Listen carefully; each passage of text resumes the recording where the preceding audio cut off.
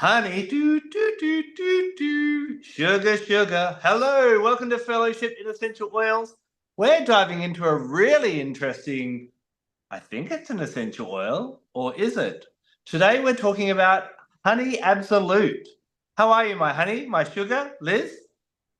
Well, I'm in my Melissa element, I would say, wouldn't you? Amongst all the honey, sitting in front of my honeycomb with all my bees. I got all my bees, and I'm quite looking forward to tell you some interesting things about honey mistress. So I'm going to confess right here and now that my experience with Honey Absolute ranges for about 2 hours when my sample actually arrived, and I've had a bit of a smell. It smells delectable. It's very sweet and very warming. But as for knowledge and experience of working with this, I'm not going to have much to contribute today. But I know that bees are your passion, and so I'm sure you're going to carry us very nicely today. So, my first question I wanted to ask is we talk about essential oils and things that are gifted to us from plants. So, you wanted to do honey absolute. Would this count as an essential oil or an absolute normally? It is an absolute, not an essential oil. So to make the question even more complicated but easier to understand, there are two kind of absolutes that are really, really similar, and depending on who produces them, they kind of cross over.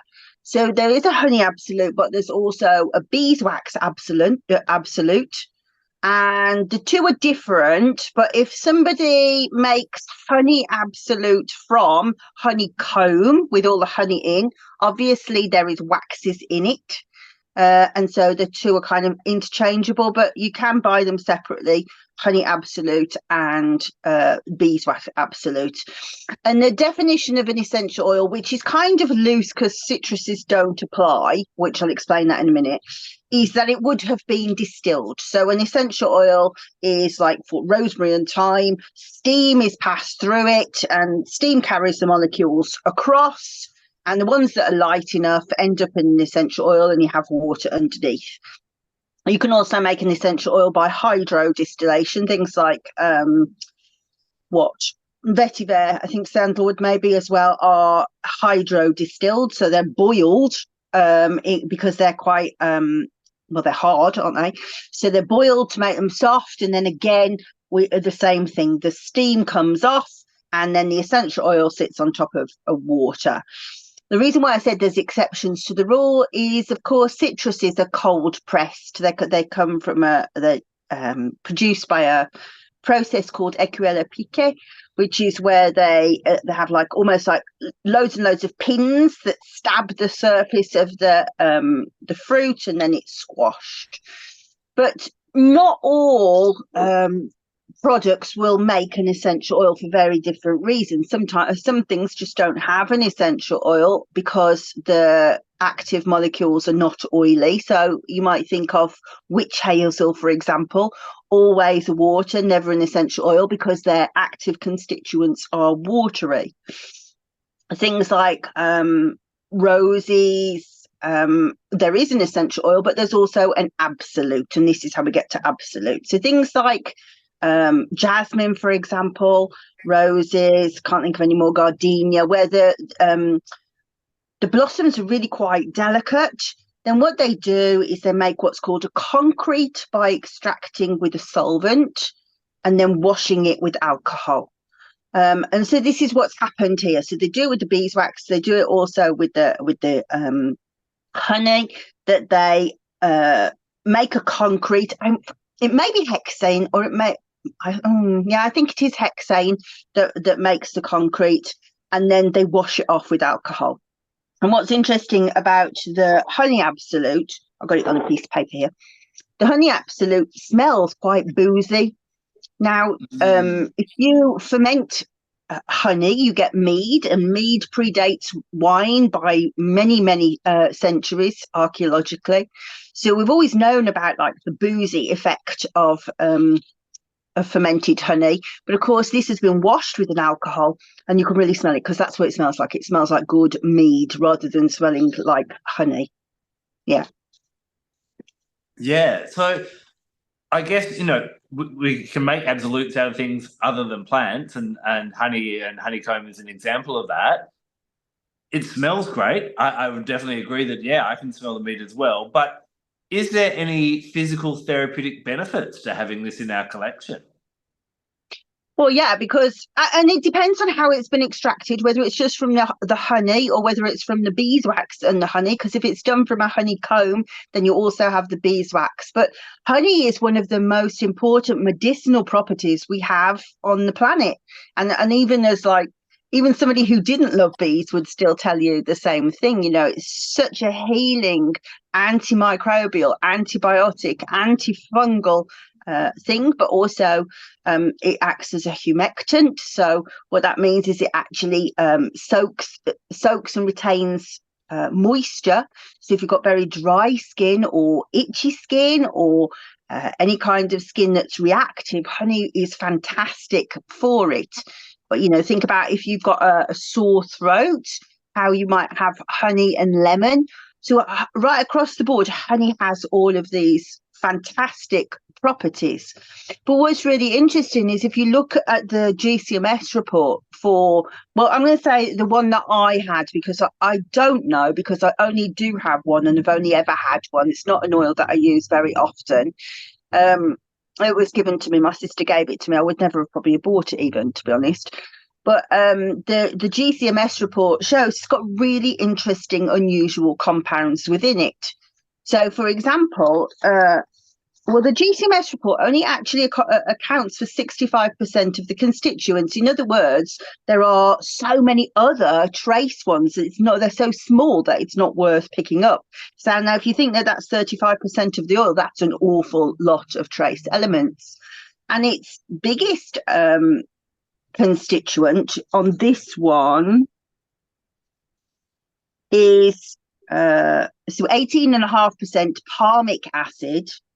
Or palmitic acid, I should say, and 8%, just over 8%, oleic acid. Now, those are not constituents that you would ever find in an essential oil because their molecules are too big. You would find them in carrier oils. So that's interesting in itself, isn't it?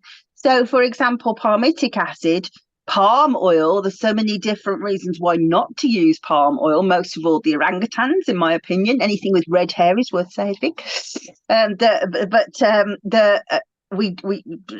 lots of reasons to stay away from palm oil, but it's made up of 45% palmitic acid, almost 20% in the honey absolute. So that's high. You wouldn't find that in any essential oil. Likewise, nearly 10% oleic acid. Again, you would find that in lots of carrier oils, but particular olive oil. But really, I can't find any research into the absolute in its own right. But of course, there's so much into beeswax. There's so much into to honey. Skin healing is going to be the main thing, but if you read up on it, what it will often tell you is it's used quite a lot in the perfumery industry, used a lot in cosmetic industry. And so, for example, if you were going to make soap and you wanted to make a goat's milk soap, because the honey loses its properties in heat, you might consider using honey absolute, although the same would apply for any kind of essential oils. They're spoiled in saponification, but if you wanted to keep the scent, then you could use that. So mainly it would be for skincare. So I guess proactively, I'm kind of sitting here, I've got my bottle now, and apart from it smelling great, and I haven't checked how thick it is and whether it would go very well in the diffuser. Maybe, occasionally mixing it with a bit of moisturizer would be great, but especially, like you said, if you've got any bacterial infections or microbial infections on the skin, then it would be good for that, especially. Yeah, I mean, the only reason that I really use it is when I've got a sore throat. I like to gargle it with so that it's really soothing on your throat. But whether you should do that or not, there's all sorts of arguments about things that have got solvent extraction probably have some kind of solvent residue. But I'm not one of those people that treats my body like a temple, so I'm going to go for the for the honey, but yeah, very good for the skin generally. So if you've got something like reactive skin, eczema, psoriasis, any of those things, it's a lovely different oil to choose. And yeah, yes, in answer to your question, yeah, not too thick to put in a diffuser. Quite expensive though. Yeah, it's kind of like a golden color, of course, because it's honey. Don't know if I can't get to them. There you go. And so those golden colours, they tend not to be too thick, do they? They tend to be the kinds of ones with a browny colour that are thick. I guess apart from the skincare properties, honey has been such a honoured substance for hundreds and hundreds and hundreds of years. I know one Egyptian myth said that the first bees came from when the sun god Ra cried once, and his tears became the first bees, and they then went on to create the honey, and that so it has this real connection to the sun. But I'm sure you have maybe one or two little things to tell us about the history of honey. Oh, so yeah, I should really have thought about it, shouldn't I? So there's a lovely frieze in one of the tombs at the Temple of Osiris. So you see the information kind of click back in space. Yes, I remember where it is. Temple of Osiris. And it has 4 parts. So 3 is a triptych. I thought it was maybe a quadritique or something, but 4 parts to it that show the different seasons. And in each part, what you see is the beekeepers. So they are tending honey in a slightly different way to how we do today. We tend to have hives. They had pipes, and the bees would live in pipes. So actually, you might now see bee houses for solitary bees, and they've got the tubes in like the bamboo canes for the bees to go into. That's actually not that dissimilar to how beekeeping started, but just in bigger tubes. And you see the beekeeper actually blowing sacred smoke into them. So obviously we smoke our bees, because what happens is it makes them eat all the honey and go down into the hive away. So it makes them more, it's a bit like eating Christmas dinner. They're just too fed up to have a go at you. So if you're tending your hive and they start to act up a bit, you give them a bit of smoke. So you see them doing that, and then you see them taking out the honey and actually putting it into the like an amphora over the different 4 seasons. So it's actually a lesson in what's supposed to happen in ancient Egypt at different times. And actually, even today, they do the same thing as they did before, in that beehives are actually taken along the Nile to let the bees settle onto different seasonal plants. So the bees actually follow the plants down the river as the sun obviously comes up, and there's different seasonality on the plants. And it's been that way for 5,000 years. And if you look at an Egyptian recipe, so like if you, for example, read the works of Dr. Lisa Manish, she lays out lots and lots of old Egyptian recipes for medicines, for incense, which actually quite often were the same thing. Pretty much always they will have a honey base to them. And it is, of course, in ancient Greece, nectar, the ambrosia nectar, is the food of the gods. And that's not surprising in a country like Greece that had so many medicinal herbs, so therefore so many bees. And the bees, of course, were also revered in so many different cults. And the priestesses of Demeter Kor is obviously who I research. They're called Melissae. The priestesses of Aphrodite, some of the cults, they were called Melissae. Priestesses of Artemis, who is the holder of the herbal knowledge, also called Melesinomoi or bees there. So there are, right across the board, bees are really, really important to the different cults. And not surprising, really, when you think about you watch them gathering what are they gathering? It's hard to even know unless you know what they are. The things can be different colors, so you will often see it like pictorially depicting it as like yellow, because so then that's obviously pollen. But they collect pollen from all different plants, and then they take it into the hive, and then what they do is they actually pass it between them, so almost like kisses between them. So, and then as it blends with their saliva, then it becomes honey. So you can pick it one or two ways. You can say, well, a plant will not fertilize unless it's been kissed by a bee, and the honey does not happen unless you have honey, like bee kisses. Or you can say honey is bees vomit, whichever way you want to look at it, really. But that is the honey. So so then what is honey? What do they make it for? Because that amazes me how many people don't know what they are. So it is the food for the bee.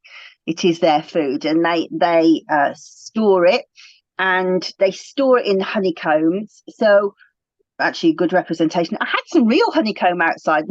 That all cleared up yesterday and chucked it away because it was looking so horrible and minging. But so what they do is they actually make hexagons like that, because it's a very efficient shape. But what's interesting is what they do is they actually make a circle, and then they use wax glands on their chest, and then they dot on each side.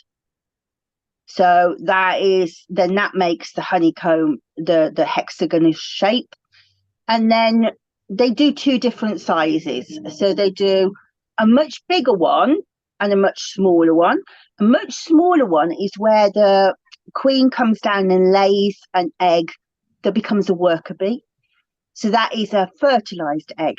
But the bigger hexagons, the queen bee can also parthenogenically reproduce. So she has virgin births, and those are the male bees, and they go into a bigger hole as well. So it's very interesting that virgin births actually predate Christianity by a long, long way, because they've always been in a beehive. And so what they do then is they create different sort of libraries. So they'll have like a pollen library. So there'll be, and interestingly, they file their pollen. So when you open it, they'll have like a yellow, this is a yellow cell, this is a purple cell, this is a white cell. And we don't really understand why, but they're very clear that they know which ones are for which. So they obviously use them differently because they categorize them. They have honey cells. And then what they do is they'll make the honey, they'll fill the cell, but then they'll leave it open for a period of days, then they'll cap it.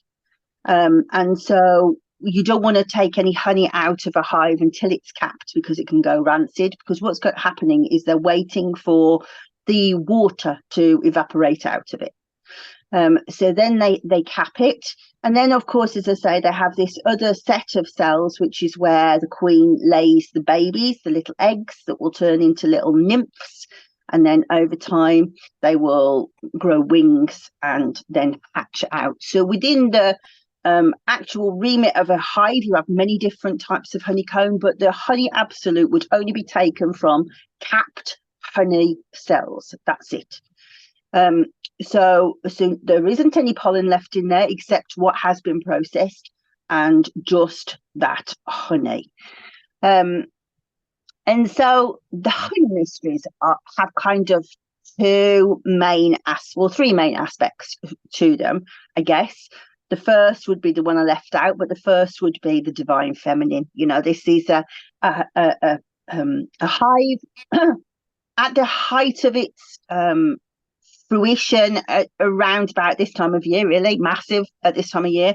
They've grown from about 10,000 bees to about 60,000 bees, and only about 500 of those are drones, males. The rest are all sisters, all looked after by usually one queen. Sometimes there will be more. It's what's called supersedure, which is slightly different, but usually just the one bee, and everything happens in the darkness of the hive. So that is the divine feminine. The next aspect is community, and the way that things work extremely. It is one of the most advanced and efficient communities and civilizations that we know about. So when I talked about how they went from egg to nymph to bee, they hatch as a bee. Sisters, so what we call workers, we would call sisters. Sisters can birth themselves, but drones need help because they haven't got the same mandible, so they can't chew their way out. So the sisters will birth themselves, and immediately, it's so lovely to watch.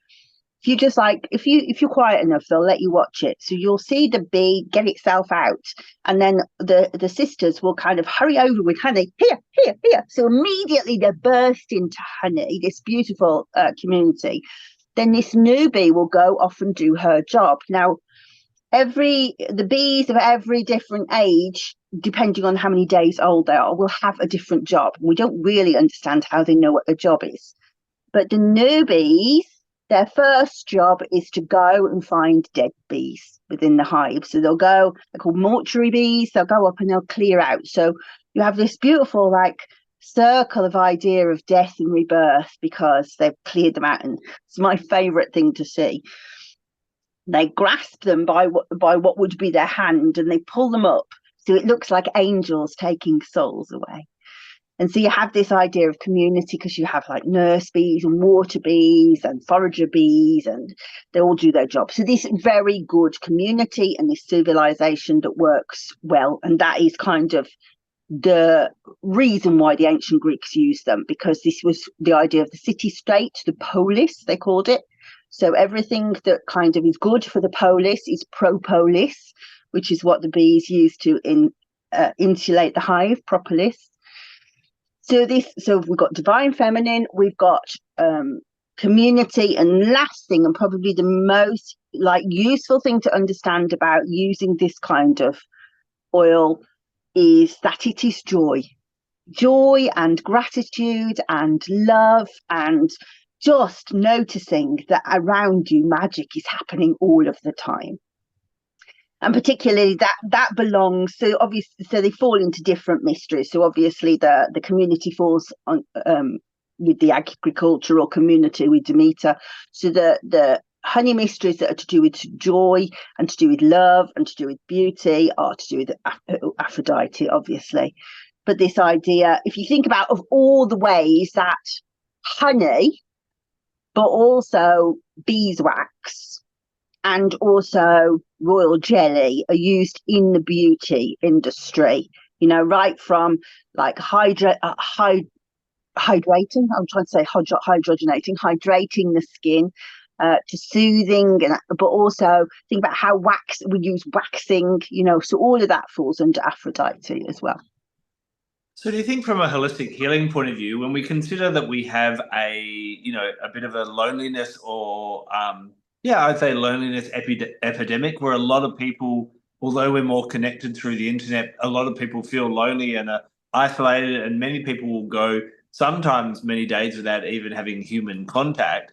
Do you think this is a really great gift from Mother Nature and from the bees to allow people to kind of remember the joy of community and the joy of sisterhood and brotherhood? I'm getting a feel it's a very solar plexus kind of oil for helping you to get out there and kind of celebrate the magic of life and get out there and contribute a little bit to the community as well.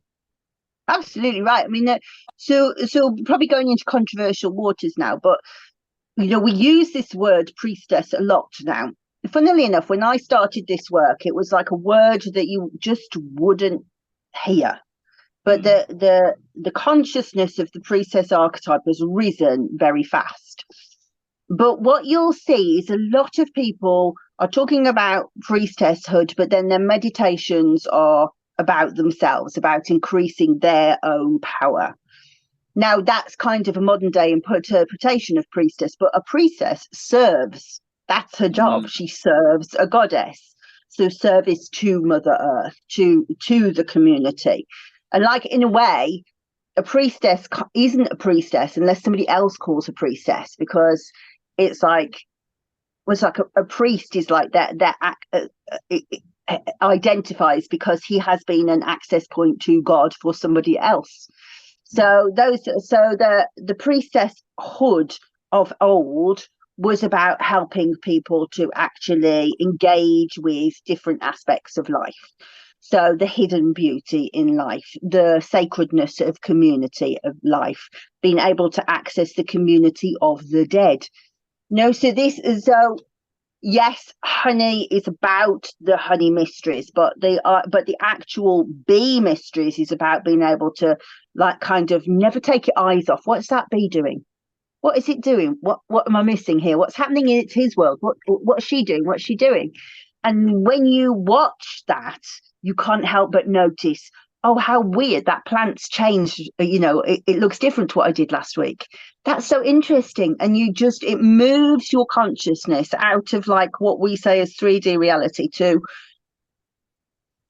the tiny, tiny, tiny stuff that's happening beneath your feet and around you, but also huge stuff that's happening in the planets, because then you start thinking, well, okay, so the bee is Artemis and Artemis is the moon, so suddenly you go, whoa, I'm in a big space now. So yeah, it kind of moves you out of your own head thinking about yourself out into, well, what's happening on a wider imagination. Now, I promised that I wouldn't ask you too many tricky questions, but I've got one that might stump you a little bit. You've obviously been talking a lot about like the Greek and Roman goddesses, and you've referred to Demeter and Aphrodite and Artemis in kind of connecting them to the bee and to honey. But the Egyptians, you know, I already said that it was said that Ra cried some tears, and that's where the first bees that created the honey came from. You mentioned Osiris. I also know that honey is sacred to an Egyptian god, Min, who's a little lesser known, but he's quite a cool god because in statues, he's basically a god of fertility and has a rather large penis. So he's a fun one. But obviously, there seems to be a lot of honey connections with the Egyptians with the masculine energy. You've been referencing more the Greek and the Roman with the feminine energy. Is that just the difference between the different areas and cultures? No, it's a complicated thing, and if you want me to go through it, I can. But it's not to do with necessarily the divine masculine and the divine feminine. It's to do with what those gods or goddesses did. So, for example, Osiris. So I said about how there was the temple of Osiris. That's where the frieze was. He had a personification called Osiris Apis. So strangely, you would think Apis means bee. No, it doesn't. The Apis was a bull. And so this part of Osiris was his Ba. So his immortal soul. So when we see the pharaohs doing their sort of their rituals to become a god, the personification was to become Osiris Apis, because Osiris Apis was believed to leave the pharaoh's body at midnight and to go out in his solar bark and to travel through the world of Amduat, which was the soul of the place of the dead, where it was said that the souls went buzzing around like bees, and to waken the gods, and then to ensure that he wakened the sun god Ra, and so that the sun would rise again. So Osiris Apis was worshipped as this divine bull, and there was always one Apis bull, and I can't remember exactly what the markings were, but there were specific markings. Like I'm pretty sure he had to have like black ears and a crescent moon on his flanks and whatever. It's in my book if people want to look at it. So he was worshipped in its own right, the Osiris, the Apis bull. So he would be brought out each year on special days, and people would put lays of flowers around him like candles for him. They would worship him, and when he died, then he was buried in a special mausoleum called the Serapeum. So in the Serapeum there's these ancient bulls, and it is said that bees were born from the carcasses of dead bulls. And interestingly, the it kind of does cross over, even though it seems like they're different, like archetypes. It does cross over into Greek mythology. So the beekeeping god is called Aristeus in Greece, and Aristeus appears in a myth about Odysseus, and Orpheus, about Orpheus. Orpheus chases his wife Eurydice, who has been taken down into the underworld. And to get there, he's told that he must sacrifice bulls, and from those bulls will be born bees. So sorry, I mixed up two myths there. So that's Aristeus loses his bees, and then he's told to be able to repopulate them. Then he should bury bulls, and they would repopulate them that way. So you have this idea of bees being the souls of the dead, and ancient Greece also believes that Sophocles says the swarm of the dead comes. So we have this idea of it being, once they leave the world, they become bees, but also that the souls of the new lives come in through bees. And Osiris is the god of regeneration. So whilst it's the same myth, although it's taken out of the masculine and feminine, it's about, so on one hand you've got the Persephone idea of going down into the underworld to get the souls. Osiris brings them from Ra. So really, what I guess any deity that's linked to either the life, death, rebirth cycle, or that kind of abundance and prosperity, and even beauty with Aphrodite, I guess that's kind of where the honey absolute would be sacred to. Nearly, it's more about eternal life. And if you think about the honey, that honey never decays. So like they've had honey coming out of Tutankhamun's tomb that's still perfect and still holds particles of pollen, and my favorite as well, the little legs of little bees. So it's and they've been preserved for eternity. Yeah, wow, amazing. So when we look at the kind of spiritual aspects, is there anything else that you would kind of use honey absolute for in that respect? So I think that we have to consider sacred geometry in it. So if you are trying to bring in the sacred geometry of a hexagon, it's very clearly been involved very closely with a hexagon. And so hexagons about divine harmony and balance and symmetry, but also the relationship between the material world and the spiritual world. And you can see how that would play out a lot. That's Pythagorean stuff. Interestingly, Pythagoras and his cult are believed to have worshipped the hexagon and the number 6. So this idea of useful, I would say, for people who are doing like quite, I'm going to take that out of context into saying it a different way. When people start doing spiritual work and the door opens, it can be very much you sink under it and you lose all sense of reality. And it's very hard to kind of grasp it's also quite annoying that everybody else is carrying on doing the mundane and you're like, whoa, everything else is happening out there. Stop worrying about that. But if you let that go on for too long, you kind of turn into, let me heal you, let me lay your hands on you, and you lose and you forget to pay the bills and all of that stuff that does need to happen in this reality. So it's very good for kind of being of grounding you and getting you back into the here and now and reminding you to go and do the washing up. I know stuff's going on, but go and do the washing up and really bringing you back into this 3D plane. So I mentioned before, I would say from our discussion today and just, my 2 hours of work before we jumped on, that this would be a solar plexus tool. What would you say?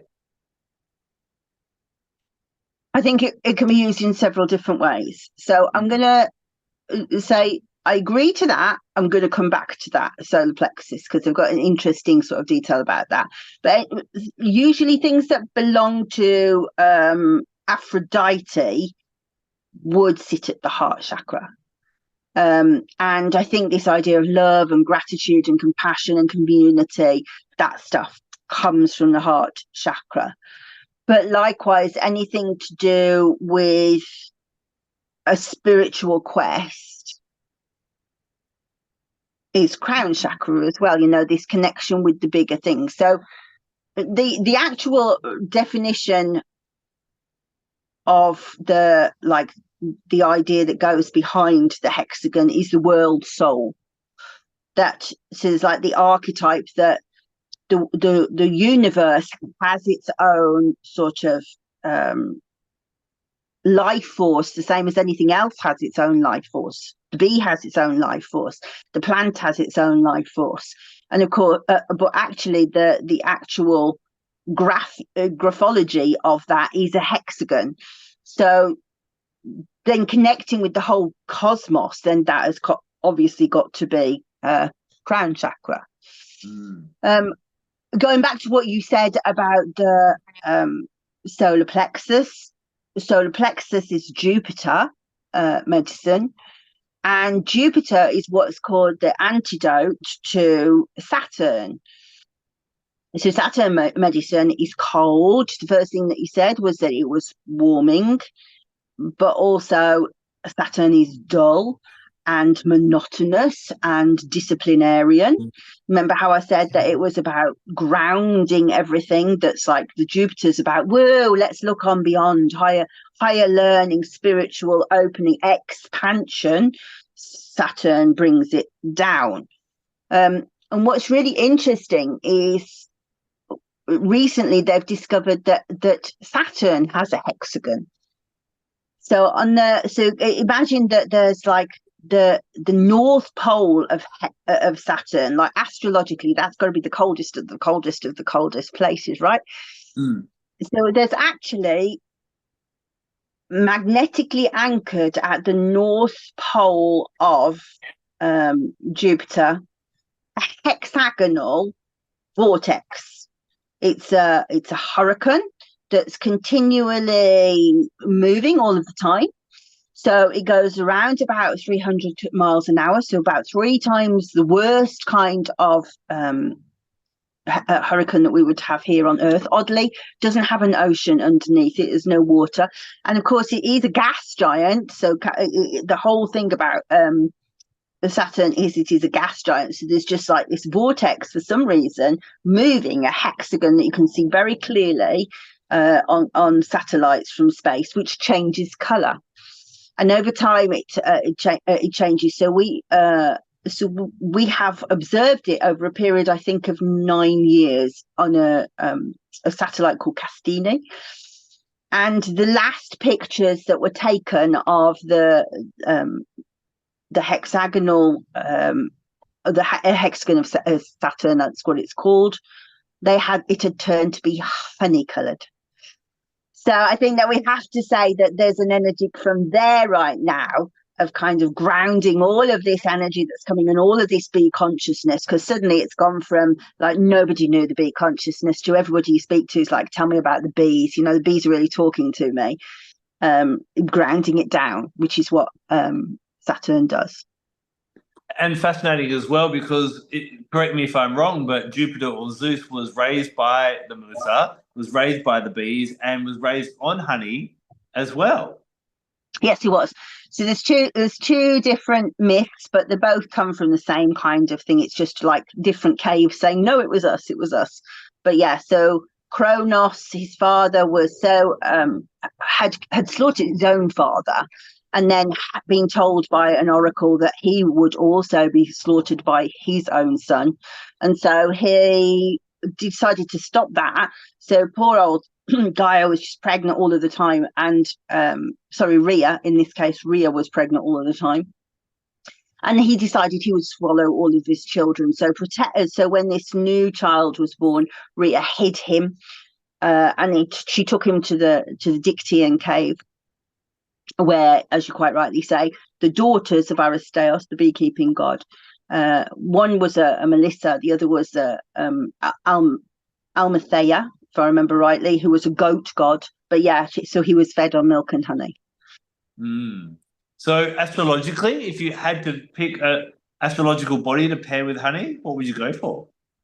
Well, so I would say Jupiter and Venus. I think depending on how you're using it, whether it is for that sort of soul expansion, or whether you are using it for like the anchoring love and the beauty, different relationships depending on which honey mystery you're following. Yeah. Could you attribute it to the sun? I was leaning towards the sun personally myself. Yeah. Yeah. So it's definitely, I mean, everything about so without giving away too many Melissa's secrets, everything about honey is about harnessing the sun, Yeah. So sipping the sun at every possible opportunity, and then taking that sun back to the hive. So yeah, that fortification, of course. Yeah. Now, a common question as we've been diving into these rarer oils and absolutes over the last few weeks is, first of all, do you think this needs to be in an aromatherapist's toolkit? Don't think it needs to be in anybody's toolkits, and except maybe a perfumer. I would have thought it's a really good sort of middle to base note for perfumes, but no, I think it's a luxury item. Yeah, fair enough. Well, I'd be interested to know from everyone who's watched or listened to this episode, if you've got it, what you do with it, or is it just sitting there? Have we given you any new ideas on how you could use it? And if you haven't got it, have we tickled your interest? Do you want to get your hands on it and let us know? Because it's a really interesting one. And I must admit, when you told me honey, I was like, there's a honey absolute? I had no idea. And so, yeah, I'm interested to start bringing it into my skincare routine and seeing what I noticed in that way. But also, I really like that idea of helping to overcome this loneliness and help people to step back out like the bees and get back into that community and do what they need to do, even if it's dragging dead people around like the bees do. Yeah, exactly. And I would say that if anybody was inquisitive as to know what a beehive smelt like, because the smell of the beehive is incredible. In some situations, it's Melissa when they're a bit stressed, but when they're calm and everything's just moving on ahead, it does smell exactly like that when you open the lid. So that's really quite a magical thing. If you're a bit chicken to go near a beehive, which I get because they can be beasts, but if you do want to smell, that is it. It's a beautiful. Amazing. Is there anything else at all that we have to share with people about Honey Absolute? I know that this is something you're very passionate about. Have we missed anything at all? I don't think so. I don't think there's anything in there that's. I mean, there's nothing written about maximum dilution or anything like that. The only thing that really jumps out on the GCMS that might worry about is benzoate, but it's less than 1%. So no, I would just say go for 3% and see if that's right for you. There's nothing there that's going to make me think it would irritate your skin or do anything for epilepsy or in any kind of situation. I'd say don't use it in the first 16 weeks of pregnancy. Yeah. Amazing. Well, I never thought I'd do an episode on honey, but hey, that's what we're doing. And I must admit, we've got some interesting episodes lined up. We won't give too many secrets away, but stay tuned. And we're getting to that point where we're getting to most of the essential oils, but we'd love to know in the comments, is there something we've missed? And you're like, guys, what about this one? And we'll definitely pop that on the list and make sure we tackle that as well. But apart from that, thank you very much for hanging out with us this week. We'll see you next week when we dive into another episode of Fellowship in Essential Oils. Until then, take care. Goodbye.